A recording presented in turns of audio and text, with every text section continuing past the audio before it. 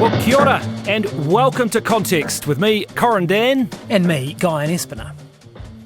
Context, well, it is the backstory to the front page story. We take an issue that is making headlines today and we trace its long shadow back to figure out how on earth we got to where we are today. But as regular listeners will know, there is a catch. Only one of us knows the topic and the issue that we're talking about. And we take turns, of course, being fair and balanced, folks. And Corin, it's your turn to choose today, so bit of trepidation here. What are you going to throw at me today? Well, Guyan, it is, of course, election year, and that is a big focus for us. And one of the big features of election year is political polls, opinion polls. As we head towards election day, people get feverish about these things. I love a good poll. I know you love a good poll.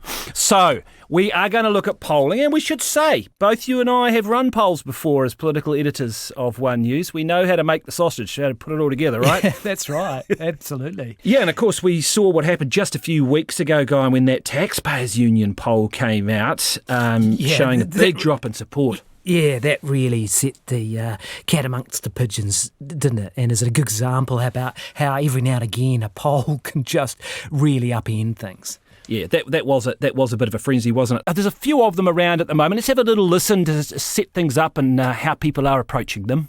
In the last 24 hours, two major polls. Look, I'm not going to talk about polls today. And like your grandfather clock, it's swinging. Again, as I said, I don't comment on polls. Labor remains out in front. Both of the major parties are down. National, Labor and ACT are all up. Polls and polls. But I don't waste my time talking about unprofessional polls. People shouldn't just watch the polls, but realise that they are the polls. Yes, there you go. Well, that probably covered it all very nicely, didn't it? Some good grabs there, yeah. Yeah. So look, I thought I might start the way to approach this issue and get a little bit of an understanding for people on how polls operate. A little bit of a quiz. Now, nothing too tricky. A little bit of a political quiz on polls. So if you're out there listening and watching, get your pens and paper ready, and you can come along for the ride here. My first question in the poll quiz, and this is a tricky one actually. When was the first scientific political poll in New Zealand? Ooh, gee. They certainly had them in the 70s, I would have imagined. I don't know. Yeah, I'd guess, I'd take a wild guess, 1965. Not too bad, but the first actual scientific poll, and the scientific bit's important here because we're talking about polling that is done using a proper method. It is representative sampling of the entire population, so quite a bit of effort goes into making sure that poll isn't just a whole bunch of people, calling into a bunch of reckons. This is and there are codes of conduct now for how these are done. It's a very serious methodology. And we can talk about that a bit more later on. But this one was the first one to do that. It was the Victoria University Political Science Team, 1949. Have a listen to the newspaper readout on it. Just before the 1949 general election, the electors of the closely knit Wellington city seat of Mount Victoria were the subject of a survey of public opinion. The survey showed that 57.6% were voting National and 41.6% Labour. The election results showed 57% National, 42.2% Labour. This was therefore remarkably accurate. It certainly was. Yeah. It was a very, very close. So that was interesting because I'm remembering, obviously, different system, no MMP, all that sort of stuff, but it was very accurate. And by and large, and we could talk about this more in detail, the polling in New Zealand has been pretty good. There's certainly some outliers. But scientific polling in New Zealand has been pretty solid. So the next question is, when did polls start to feature in New Zealand elections for the whole country? Yeah, so that would have been obviously a bit later than that. I don't know, sometime in the 1950s. Almost 1960. So this was and it was a Gallup poll. That name might be familiar to people. It's a pretty famous, I think, American pollster. They conducted nationwide polling, and again, their poll showed, this is in 1960, November 1960 National with 46 to 47%, Labour with 43 to 44%. The election result was pretty much bang on, so they were pretty good. That leads to that question about accuracy around polls, and the next question: who said bugger the polls or pollsters, depending on the version, and why? When and why? Jim Bolger, 1993. Correct. Because he nearly lost the election to Mike Moore, and the polls had shown that he was comfortably ahead. So, bugger the pollsters was Jim Bolger. It was indeed. That is absolutely a perfect answer. You get full points for that. But only one out of three, though, brother. Well, those other two, I wouldn't have got those other two. I'd be interested to know if anyone listening or watching got those first two, because I was surprised delving into when polling kicked off. Yeah. Bugger the pollsters. It's one of those phrases that's stuck around, isn't it? I mean, it's probably had a bit of an impact, I would have thought, on those. You're going to get people who don't like polls, particularly ones that don't suit them. Yeah, that's right. And when you were playing those montage of grabs, it's interesting to hear Christopher Luxon saying he doesn't talk about polls, and Winston Peters is the other person who's pretty cantankerous on this sort of stuff. But I reckon if you polled the public, they would have very little confidence in polls, and they would always claim it was wrong.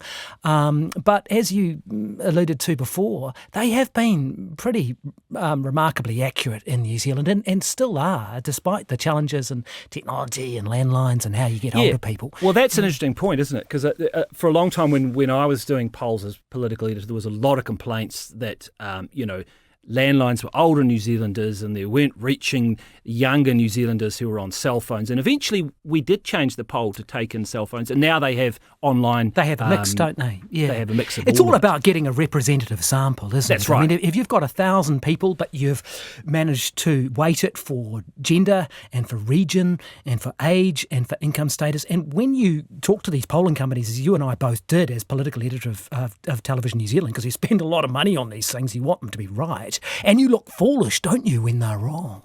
Oh, yeah. And we've both probably had experiences where you think, gee, was that number's looking a bit out. But, they will, if it's 12 people out of 1,000 that they need to do for their sample of regional New Zealand, whatever the numbers are, they will keep ringing that person back until they've hit that yes, that sample. And if they can't, they will weight it. But only very...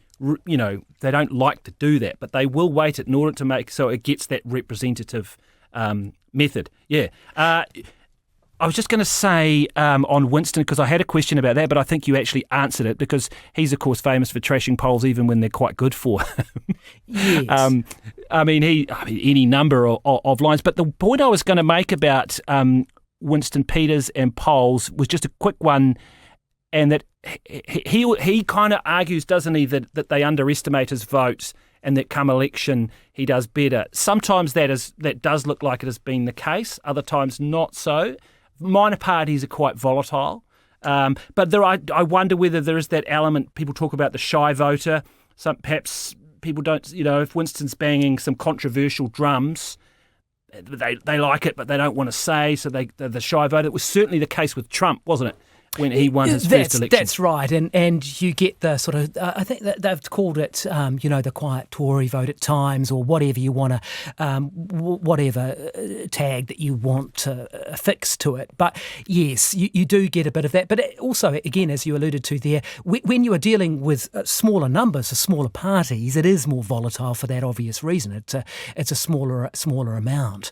I've actually got a good Winston Peters polling war story. You want it? Yeah. Okay. So I was at TVNZ and I was political editor, and we had this metric about who were we going to allow into the debates, right? The minor party debates. And this is huge, because for the minor parties, you can get your person, you get your guy up on the podium. Wow, that's a big deal, right? Because you've got, hundreds of thousands of people watching. And so we set this metric at 3%. So he said we'll take any parties in Parliament, but if you can get more than 3% on, which is a reasonable figure. Yeah, I think pretty reasonable. And so we put it at 3%, and we had it. If you can get that number in the couple of polls leading up to the debate, or whatever it was, then you'd be in. And so the poll comes back, and of course, what's Winston at? 2.9. What are we, Swedish rounding? But the headline from the polling company said 3. Of course it did. Of course it did. And so I was thinking, oh, look, I'm buggered here. Like, because if we don't let him on, and then, of course, this will leak out and it'll say 3. Yep. And so we thought, oh, let's just be generous. He got on and he cleaned up, of course, and he got back. He got back into Parliament, partly off his... Well, my coda to that is I was Mike Hosking got sick once, and I got called in at the last minute to host the minor party leaders debate, but Winston pulled out of it. He wouldn't do it, and then he came into the building for some reason. He didn't want to be. He pulled out because he didn't want to be on the same stage as all the minor parties because he didn't consider himself a minor party. No, he still doesn't. You know, and I remember he came into the. Came to TVNZ and for another story, and I door stopped him and basically begged him to come on. I was like, "Come on, you got to come on," but he didn't want to do it. Yeah. And look, that's fair enough. That was his decision at the time. Now, I was going to go to. We heard a few clips there from people responding to polls. There's one famous line I think that gets used. I think the origins are overseas, but it gets used all the time. I can help you with the first few words, but can you have a think about what would be the most famous response? Or one of the most famous response used by all politicians. Oh, they all say the only poll that matters is on election day. Yes. Or something like that. Yes. Yeah. Yes. That is it. And I couldn't find anybody who owned that, but it does appear to have been used everywhere around the world. Yeah. And I suppose that's true. Here's one. This is an interesting one, and some listeners and viewers might be able to help jump in here too. How many past or present New Zealand political polls can you name? Well, we had the, was it the Halen yes. poll? That was the old TVNZ poll, wasn't it? We had Colmar Brunton when I was at TVNZ. And then there was the Reed Research poll, and RNZ picks that one up now and uses that. I mean, there's a bunch of them that have sort of changed names, haven't they, over the years? UMR, which I think is Talbot Mills now, probably. And there's the Taxpayer Union Courier poll. And, of course, one of our most famous pollsters is David Farrer, who was used heavily by John Key. And I remember John Key, they'd poll pretty much every day, wouldn't they, in the election campaigns? Yes, and there's... Nowadays, political parties are polling, every week at least, aren't they? Yeah. There's a bunch of others. Freshwater is the one that Stuff's been using. Is the Herald Digi poll, which was quite a big poll back in the day. We don't see that anymore. Gallup apparently did a few early on, obviously. I think that probably covered most of them. There's an interesting debate there, isn't there, about the push and pull of polls and how political parties respond to them or not. And perhaps we can get to that a little bit as we dig deeper, because we're going to dive deep into something specific in a minute. Very quickly, just to finish off this quiz with some numbers, how many people are usually polled in a political poll, margin of error, and can you give me those two? It would usually be 1,000 people, and you'd usually hit a margin of error of around 3.1, 3.2%, something like that. Yeah. Bang on. All right. Here we go. Can you name the person speaking, where they're speaking, what they're speaking about? Gosh, you're really putting me on the spot today, aren't you? I'm putting you on the spot, but I think you'll be able to do it. All right. And the significance of this speech in terms of it arguably sparking the biggest poll change in New Zealand history. Roll the tape. We are becoming a society that allows people to invent or rediscover beliefs for pecuniary gain. Where does all this stop? We will remove the anachronism of the Maori seats in Parliament. We will deal with the foreshore issue by legislating to return to the previous status quo.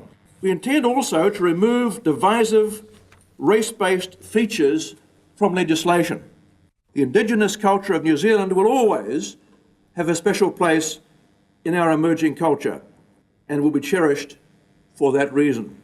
But we must build a modern, prosperous, democratic nation based on one rule for all. One law for all. Yes, that was a rather famous former central bank governor called Don Brash, who was leading the National Party at the time. I might have this date wrong, but I'm going to say that was the Orewa speech of Correct. January 2004. Very good. Okay. Yes. Now, that resulted in, I'm going to guess here, but a 14% jump for National in what was called the Valentine's Day Massacre poll. I think that poll would have been fronted by Mark Sainsbury at TVNZ. And I think he probably had the clod of dirt thrown at his face at Waitangi around that sort of time too. So there were a lot of factors in that. But yeah, the Valentine's Day Massacre poll, that would be my guess. Yeah, you're bang on, and we're going to work through this because I want to dive deep into this as a bit of a case study of an issue like that, the reaction and then the reaction from the politicians and the commentators, and then the poll. So let's just work through this a little bit. That speech, the environment it was made in. If we remember, Labour had come in on closing the gaps, although they tweaked that term fairly quickly. There was some, I guess, some grievances being pushed around so-called treaty gravy train stuff that people were pushing. There had been, in particular, the Foreshore and Seabed court case, which said that Māori could have the right to challenge to ownership of the foreshore and seabed, which was dumped on Labour's lap late 2003. So there had been this rising environment, I guess, of a debate about some angst, yeah, some angst around race relations.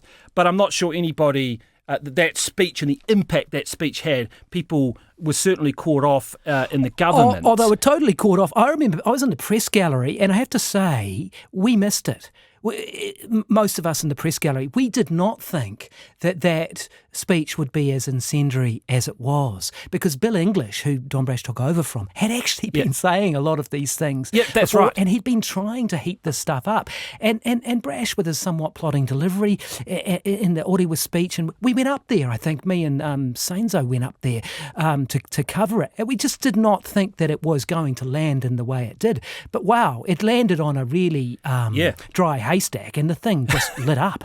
Well, let's have a listen to some audio on this. Let's just have a little listen to first the politicians and their reaction. This was in the House, Helen Clark v Brash. I think it would have been question time.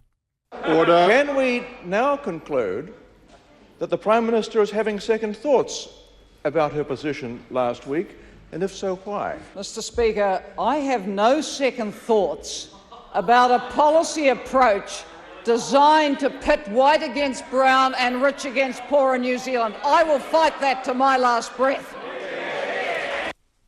And then have a listen to this too, Kim Hill having a real go at Don Brash. You have said that you did not intend to take the National Party over to the right.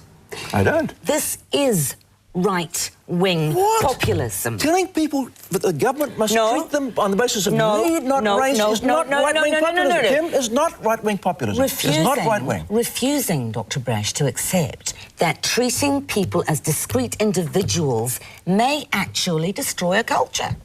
Well, do you accept that? No, I don't. There are a lot of people who have hailed your stance. To be frank, they are right-wing rednecks who are glad to think that you are sticking it to Maori. Well, and you know that. That may well be right. The reaction to the speech suggests there's a huge number of New Zealanders, Maori and non-Maori, who are saying, thank heavens this is being said. Yeah, so there was Kim Hill in her finest, I guess, really taking bit of tub thumping going on there, wasn't there? Someone was smashing the desk or something. This, a quick question. Yep. There was a casualty in the National Party caucus. Can you remember? Yes, I can. And it was Georgina Tahiauhiu from memory. She resigned, did she not? She did. That is exactly right.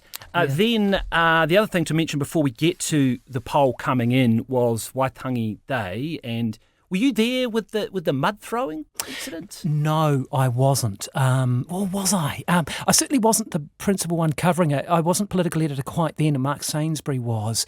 And TVNZ had a great shot, which was what you were really worried about. You know, we had the incredible shot of it happening. It was very dramatic. And that probably helped Dr. Brash quite a lot, actually. Yeah. All right. Then, as you say, Valentine's Day, February the 14th, let's have a listen to how said Mark Sainsbury explained it on One News. National, under Don Brash, is now the most popular party in the country. And National out ahead on 45. That's a 17-point jump since December. Labour, we see, have fallen from 45 to 38. They've dropped 7. Look at Don Brash. He's picked up 11 points to 24. And Winston Peters has fallen 4 to 9. That's interesting. I remember that going to air, Corin, because I was kind of number 2 to Sainsbury or, you know, whatever. And I remember him saying to me, we went back and we checked those numbers and we checked the numbers and we checked the numbers. And he'd gone to the polling company, he'd gone back and he said, look, is this right? Because I think it was one of the biggest leaps that you'd ever see. You'd know this from polling. You know, some people, and you'll see, and I think it's a fair criticism, you'll see some journalists, political journalists, saying, oh, in a big leap to National, they're up 2%. Yeah, game changer. All just rubbish. It's margin of error stuff, and it's no change at all. But that sort of thing is real, and it was huge, and it reflected that resonance that he got from the speech.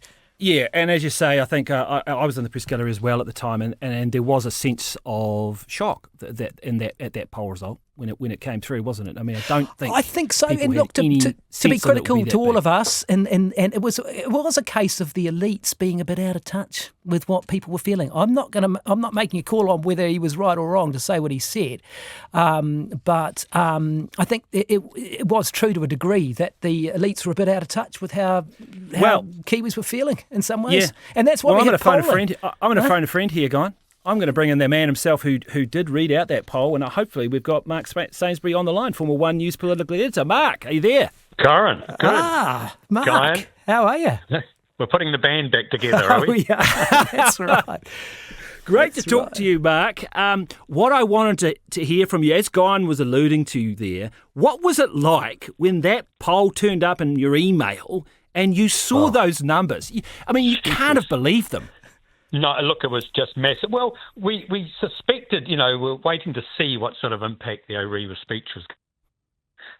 But boy, when that poll came in, it was just astonishing. I'd never seen anything like it. And I spoke to the pollsters, and everything was... don't forget, this is 2004. It was still all... up into 2017, all the polling was done by landlines, which it started having a few problems eventually. But it's under that, but it was just massive, When you went, as these polls are put together, you would have had to go to Brash, you would have had to go to Helen Clark too, before it had gone public. I mean, what did she say? Well, see, this was the thing. You'd always used to get the phone call, Helen, I hear there may be something on the weekend. Sort of, she's always snuffing around for, she would have heard from Mike Monroe, or there was suspected there was a poll. Sometimes you would give them an idea, but not until maybe the day before the Saturday at the very latest, because you didn't want it getting out. That one, from memory, I think we just tried to keep a lid on it, But I remember calling Brash, and he was just sort of, and you know how he was such unflaggingly polite all the time, no matter whatever happened, what was thrown at him. And he was sort of, well, And remember also, around this time, they were shooting that documentary, Hurricane Brash. Yes, this was the Tom Scott one, wasn't it? Well, it was. He voiced it. John Kerr made it. He was the producer, and he was with Brash. In fact, at KT when he got hit with the mud. A week or so later. Was that the doco where he kept saying, "My wife's from Singapore"? My wife's from Singapore. I'm not racist. My wife's from Singapore. That's right. And it just kept coming up. And then my favourite scene is when he rings his wife after that, and oh yes, no. Oh no, the shirts. The shirts you got mud. No, the tie's clean. It was just so wonderful in some sort of ways.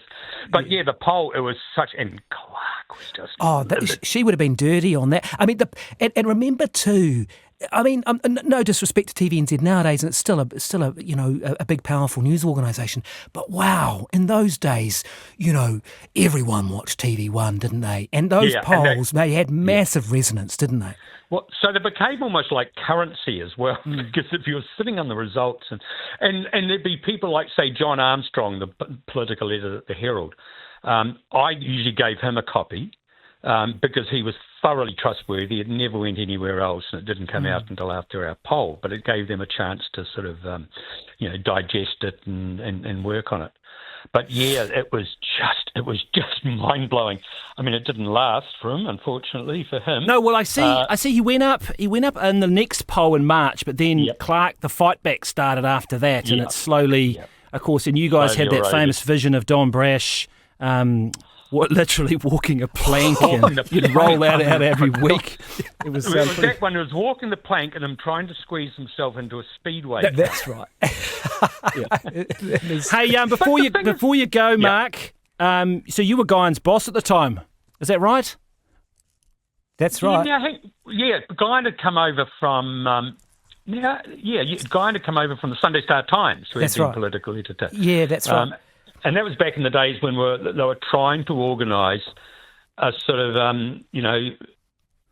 instead of having this thing of, the political leader leaves and they're scrambling around, it was Bill Ralston who actually said, no, I want to have a plan, a succession plan. And that's where Hey, fantastic. Right.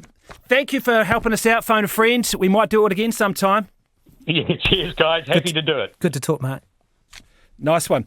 Now... that was fun. That was good to hear from Sainsbury. Yeah, and it's he's so true about that thing about the currency. I know when I had some... I used to get those calls from... Helen Clark would call me on a Saturday morning and say, Guyan, I understand you've got a poll, and... but Key and try to keep them under wraps, as Mark said, because you tell, if as soon as you interviewed somebody in the office would tell someone. I remember I had a really hot poll once, and... somebody leaked it on Twitter in the afternoon. I could tell they knew who it was. And I was like, how on earth did they get that? So I can go one better than that. We had an inquiry at TVNZ because remember, listeners might be back in those days. It was $10,000 a poll. I don't know what it is now. It'll be a lot more. Double. Yeah. Yeah. So it would be $20,000 maybe. I mean, it costs a lot to do these things. And one time on I think a Friday night, TV3 Duncan Garner, he ran my poll results. And someone had leaked them to him, and TVNZ went ballistic because commercial. Well, this surprised. is and there was a massive inquiry. They got some private investigator to finger some guy for doing it. So, wow. Yeah. No, as you say, that's polls are very. There's a lot of. Mark was great there in explaining just how fraught they are. Hey, I want to talk about the fight back and how Labor approached that poll. Yeah, because some of the stuff there were Guardian columns calling it the rivers of blood. Enoch Powell speech. Yes. There was people. Clayton Cosgrove likened it to Pauline Hanson sort of stuff, who I note is still doing quite well in the polls these days. 27%. She's been a major comeback. Yeah. So let's. What do you remember of the time and how they responded? I mean, there was a feeling as though they kind of ripped the handbrake on. Well, this was a fascinating example from my memory of Helen Clark's pragmatism. She'd come in 1999 with closing the gaps as a signal and signature policy to try to close the stats we all know still haven't been closed, and Māori doing a lot worse in health, education and life expectancy, etc. And then in the wake of this, they cancelled that phrase of closing the gaps, and I think they called it reducing inequalities, which was less basis. Everything was on the basis of need. Yeah, they changed the language. Right. And they appointed Trevor Mallard as a minister with that title, and he went through and did a stock take of various policies to make sure they weren't based on race but were based on need. And so, you might remember famously he called himself an Indigenous person from Wainuiamata. And so that was the idea, was to try to get Trevor as a blokey sort of guy to appeal to people and say, hey, we're not sort of, common room sort of academics who are sort of pushing this, what we would call wokeism now.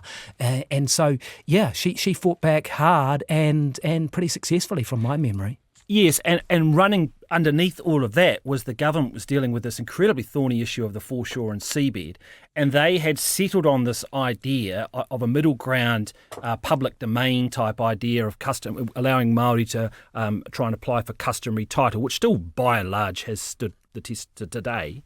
And of course, so that infuriated Māori, and so the Māori Party evolved arguably out of that, and we had the hikoi to Parliament. So Labour's trying to deal with that at the same time as you're seeing iwi Kiwi billboards pop up. That's right. I mean, it was a very volatile time. And so, as you say, Clark, you could argue, was being pretty pragmatic. And then, of course, she was kind of misquoted, but it became a bit of one of those quotes that she's tagged with when she didn't go out to visit the hikoi. And it's often associated that she said a certain phrase about them. Can you remember what it was? Yes. She called them haters and wreckers, from memory. Yes. And she was, to be fair, and you covered this in your ninth floor stuff, she was talking about specific people, but it got it kind of got the currency that it became that she wasn't going to go out there and she called them haters and wreckers. But it didn't help that she met Shrek the sheep a little earlier on the forecourt, but wouldn't come out to address the hikoi. But that was the phrase attributed. Let's have a listen to it, shall we? Let's have a listen.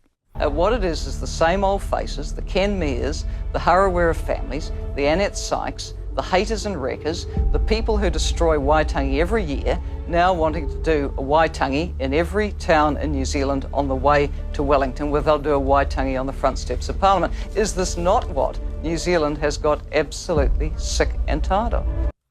Wow. Yeah, it's pretty interesting. Pretty strong audio, isn't it?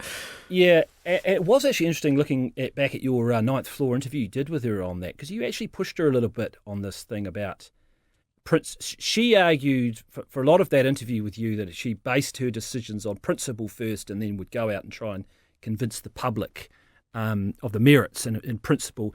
But in this instance, you pushed back on that a little bit and challenged her and she almost sort of acknowledged that she just realised that she was in just a pure fight for political survival.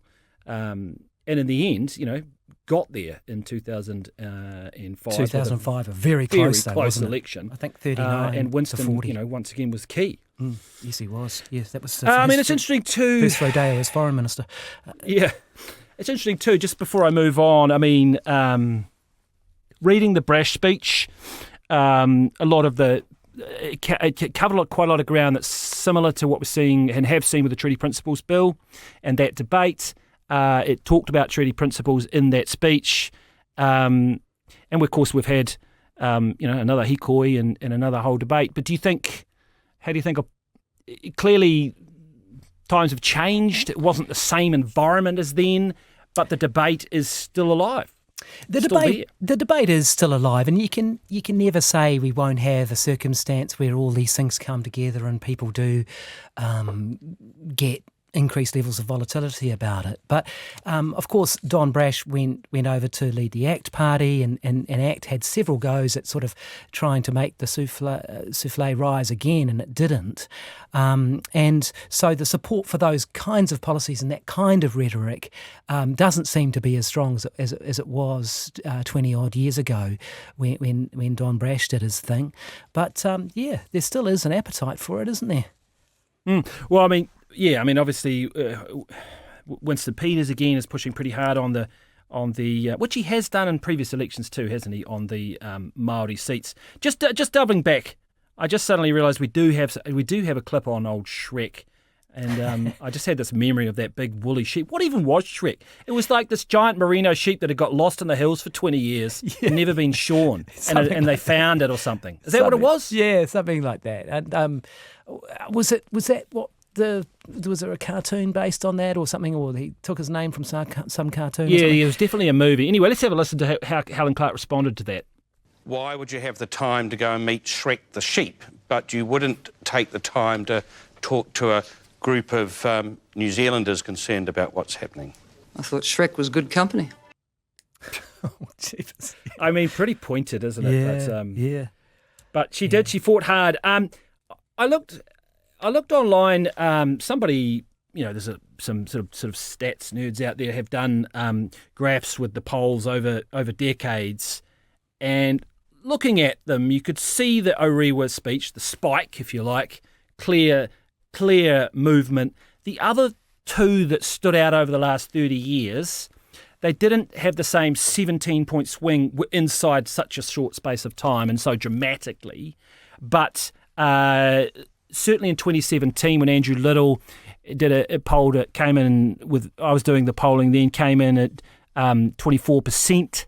He did his sort of kamikaze interview where he sat down with me and then mused out loud about that he was having considered resigning, and he was gone within 2 days after that. Yes. And at that point, you had Labour at 24, National 47, Greens 5. Greens were doing very well at that point, if you remember. They were very strong, and that was hurting Labour. And then you had Jacinda Mania, really, didn't you? And that's exactly what happened. I don't know what you remember of that period. I remember getting a phone call from you one night. And you were worried about whether the numbers that you were looking at were right and what I felt about them, because they were wobbling a lot, weren't they? Because she was doing very well, wasn't she? And then she dropped from memory. Yeah. So what happened there was we got a poll. August 31, so it wasn't very long. It was a month, 6-7 weeks after Andrew Little sort of kamikazed there in that interview, and it put Labour ahead, and that was the first time they'd been ahead, literally for tens of years, like a long time. And it had them at 43, National at 41, and this was one of those polls where I was like shaking when I got it, and I was like, that just feels too high. I knew that everyone else had them sort of mid-30s. And the funny thing was, the poll dropped on the night of the first debate. Have a listen to this. Bill English, why are you losing? We're not, Mike. We're focusing on rolling out our plans for the next 3 years. Very pleased with the positive response that we're getting. We're a party that has shown we can deliver on all sorts of things, from changing the lives of our children to building infrastructure. And we're very pleased with how our campaign's going. Why are you on 41% when you were on 47 or 48? Well, look, it's a bit out of line with what we're seeing. What are you seeing? Well, we're seeing it a bit stronger than that. But this is a choice for the voters, not an argument about polling numbers. Well, it is, because tonight, I'll come to that in a moment, you don't have the numbers to get to government, you're losing. What's your number if 41 isn't it? Yeah, and you're sitting at home watching that going, God, I hope it's right. Yeah. I think I was actually just reading, just doing a newsroom column. I think it was Mark Jennings actually wrote about that poll at the time. Kind of got called a bit of a rogue poll. It was just a little bit high.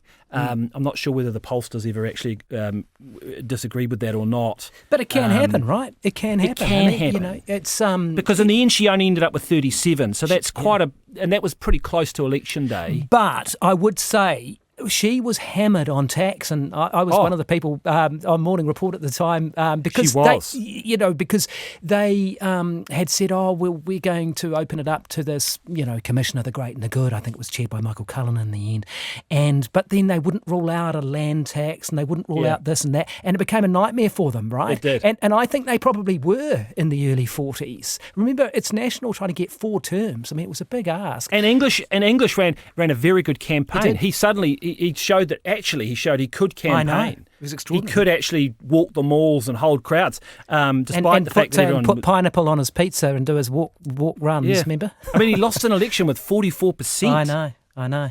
It was a fascinating one. Now, just to finish, the only other one where COVID had some really really whacked out polling. Obviously, Labour ended up getting 50% of the vote. I mean, but one poll, I think February 12th, 2020, you had Nats at 46, Labour 41, Greens 5, and then on 20th of May 2020, Labour went to 59%. And the Nats went on 29. So this was when full lockdown, podium of truth, sort of, where all the focus was all on the government every day. Our lives felt like they were in their, in their hands. And I guess that. So I wouldn't read. You can't. How much can you read into that COVID sort of elements? I mean, it's still there on the graph that I was looking at, but there were pretty extraordinary circumstances there. Yeah, they are extraordinary times. I mean, I think polling is incredibly important and incredibly useful and valuable for voters. I know, some of the people listening will take exception to this because they get upset that we're polling all the time. Why are you polling all the time? And I've heard Winston Peters before talk about having a policy or a potential law that says you're not allowed to poll within a certain amount of time up to an election, sort of blackout. Yeah, exactly. Now, I think that's wrong. I think that open information it serves us all. But I also make this point that under MMP, with largely a 5% threshold to get into Parliament, of course, you can win an electorate seat and bypass that. But it's market useful, market critical information, if you like. I mean, if the party you kind of like is sitting at 3.1, you might feel it's a wasted vote. At 4.2, you might think, well, enough people might get it over the line. So, I think it's really important, and I'm really supportive of polling companies and media organisations following the law in terms of what good polling is, because there's nothing worse. And I probably won't name them, but there have been some really shonky polling in New Zealand in the past, and you'll get a number that's just, it's just crazy. And a lot of, not a lot, but some journalists aren't in a position to judge these polls and what they look like and how they've been done. And it's a great headline saying, Party X is at 48% when really they're not. No, I totally agree. And you've got to, as a journalist, when you're covering polls, you've got to resist, I think, and I certainly try to, the temptation to go, I need a story out of this, when there might not be a story, because the polls are actually steady and you're following the trend. That's and exactly sometimes you've got to look at the preferred Prime Minister. And that's another whole episode, because that often leads to leadership spills and all sorts of things. But that's different. You've got to stick to what you've got in front of you with those, and you do get a readout of what happened over the 2 or 3 weeks beforehand, in which you can extrapolate that, there was this and there's the economy and those sort of things. I remember quite a bit of my time at TVNZ. We'd spend $10,000 a time, and it would every week it would come back. Nationals, John Key's National Party was at 47%. So it didn't seem to matter what he did. He was always, But you still got to make an interesting story. Well, you've got to say it is what it is. It doesn't help anyone saying massive rise, Labor's up 2% when that's margin of error territory. You got to be honest and clear with the public and show that you understand it, because it just does everyone a disservice if you don't do that. But I still think polls are a critical part of the New Zealand political landscape. Well, that is a great place to leave it. Excellent stuff, Guyan. That is us, and that is Context. And I will get you back with some tough questions on the quiz. Look forward to it. You did put me through the rinser on that one. Yeah, good stuff. All right, we'll catch you again.